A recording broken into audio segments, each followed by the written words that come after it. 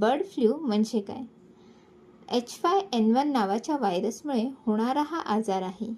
या कोंबड्या, बदकं आणि स्थलांतरित पक्ष्यांमध्ये हा आजार आढळतो.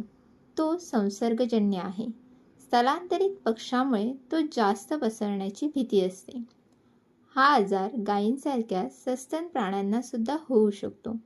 तुमचा कोंबड्यांच्या वाहतुकीशी, मांस विक्रीशी संबंध असेल तर तुम्हाला याचा धोका आहे.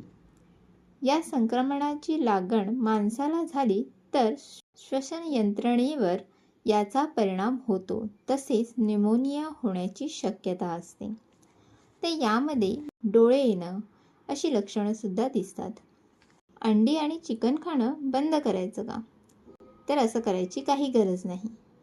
व्यवस्थित शिजवलेली अंडी आणि चिकन खायला अगदी सुरक्षित आहे असं WHO ने म्हटलं आहे.